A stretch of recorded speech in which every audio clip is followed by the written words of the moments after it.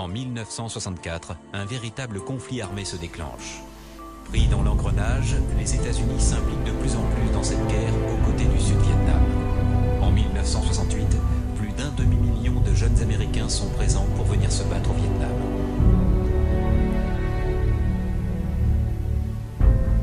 Damn! J'avais 12 ans quand ça s'est passé.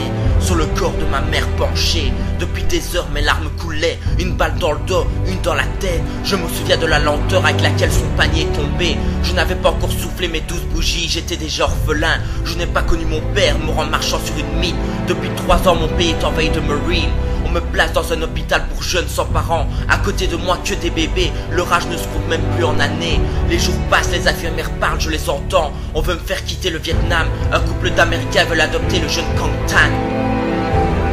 Me voilà arrivé dans leur maison, quartier chic et bourgeois. Les voitures et télé, c'est la première fois que j'en vois. J'aperçois dans le regard de la pitié et de la compassion.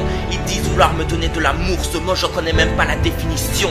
On m'emmène à l'école, je ne sais ni lire ni écrire. Aucun ami, que des ennemis. Les murs je les frôle, on se moque de moi. On me traite de sale jaune. Un des garçons dit que mon pays n'existera bientôt plus. À la récré je reçois des coups, n'entends que des moqueries. Même certains de mes professeurs me regardent avec dégoût sans dépit. Je commence à me dire que j'en ai marre de cette vie. Depuis le départ elle est foutue et maudite. Les deux seules personnes qui me donnent de l'affection ont le même sort que ceux qui ont enlevé mes parents. Si c'est ça la vie pour les 5 prochaines années, autant ne pas perdre de temps. Je passe à l'action au début de mes 13 printemps. Sur un tabouret pour attraper l'arme de mon beau-père caché dans l'armoire. Je la charge à moitié, des balles ne seront nécessaires que 3. Sur le trajet de l'école, je me sens apaisé pour la première fois. Arrivé en classe, j'ouvre mon cartable. Sors l'arme comme je l'ai vu faire tant de fois.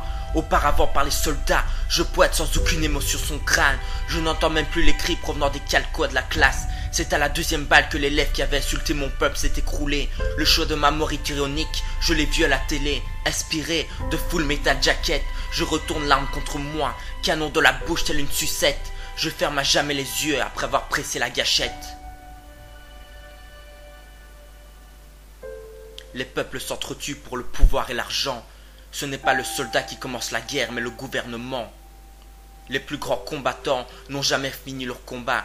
Ils sont partis bien avant. Cang Tan.